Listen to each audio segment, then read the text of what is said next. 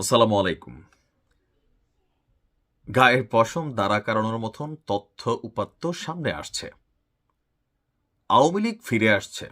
Even Awami League নির্বাচনে অংশগ্রহণ করতে যাচ্ছে। আওয়ামী লীগকে নির্বাচনের সুযোগ দেওয়া হচ্ছে।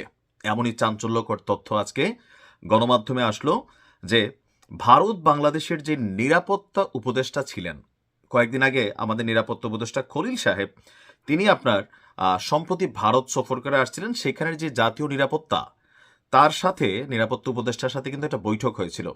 সেই বৈঠকে গোপন ষড়যন্ত্র নাকি হয়েছে। আর এই সকল চাঞ্চল্যকর তথ্য কে দিয়েছে? ওয়ান কাইন্ড অফ অতিরিক্ত গুজব, অতিরিক্ত মিথ্যা বলে, মানে বিকাশ নুরুর দলের যিনি আছেন রাশেদ, মানে কি বলে নিজেও মাঝে মাঝে বোঝে না। ওই মোশাররফ করিমের একটা নাটক দেখছিলাম, ওয়াও না ওয়াও, ওই যে ক্ষেতের মধ্যে নেমা কৃষকরে, আরে আমার দেশের কৃষক, কয়েকদিন আগে আমার দেশের রত্ন, এরকম একটা ভিডিও ভাইরাল হয়েছে।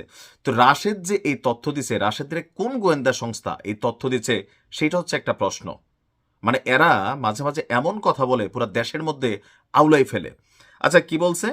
যে আগামী জাতীয় নির্বাচনকে কেন্দ্র করে দেশ বিদেশে নানান ষড়যন্ত্রের আভাস মিলছে।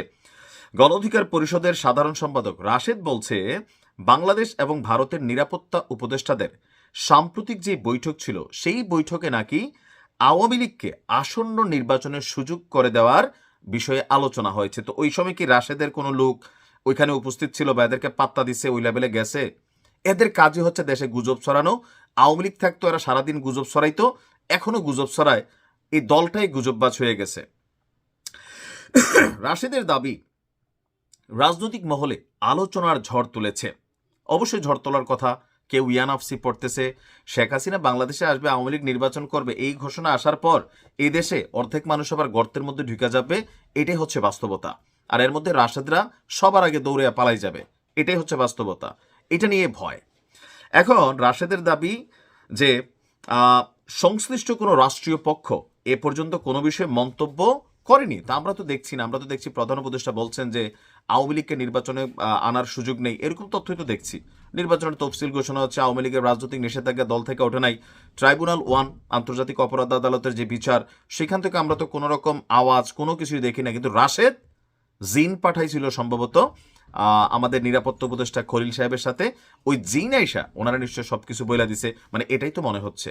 অথবা ওই বৈঠকে ভারতের মধ্যে রাশেদের এত বড় হাত আছে যে ভারতের কথা তলে তলে হয়তো তিনি শুনছেন। বাংলাদেশের জনগণের রায় নিয়ে নয়, বরং পর্দার আড়ালে বৈঠকের মাধ্যমে আওয়ামী লীগকে আবারও ক্ষমতায় আনার চেষ্টা চলছে।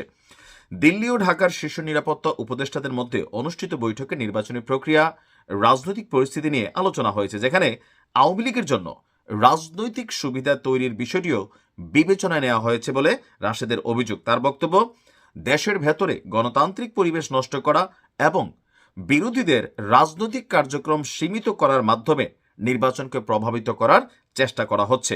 এই আলোচনায় ভারতকে ব্যবহার করে আঞ্চলিক নিরাপত্তার যুক্তিতে, যা বাংলাদেশের আভ্যন্তরীণ রাজনৈতিক বিষয়ে হস্তক্ষেপের শামিল। তবে রাজনৈতিক বিশ্লেষকরা বলছেন, বা সাধারণ যারা একটু বুঝের মানুষ আছেন, তারা বলছেন যে আসলে এইখানে আওয়ামী লীগকে পুনর্বাসনের কোনো আলাপ আলোচনা হয়নি। হয়তো ভারত বাংলাদেশের মধ্যে যে একটা কি বলা হয় যে সম্পর্কের অবনতি আছে, ব্যবসা বাণিজ্য থেকে শুরু করে রাজনৈতিক মহল, পরে পাকিস্তানের সাথে এই মুহূর্তে বাংলাদেশের সম্পর্ক, সব কিছু মিলিয়ে এখানে যাই আছে, সম্ভবত ওই বিষয়গুলো নিয়ে এখানে আলোচনা হয়েছে। আর রাশেদের এই বক্তব্যের পর সরকারের পক্ষ থেকে কোনো প্রতিক্রিয়া পাওয়া যায়নি। আর আওয়ামী লীগের নেতারাও বরাবর মতো দাবি করে আসছেন নির্বাচন কমিশন আছে, যাই হোক জরুরি না। এখন রাশেদ খানদের এরকম বক্তব্য মাঝে মাঝে জাতির মধ্যে বিভাজন তৈরি করে।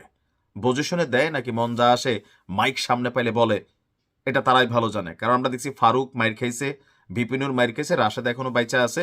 এরকম বক্তব্য দিলে ভাই যে কোনো সময় আপনি বাড়ে পড়বেন। ভালো থাকুন।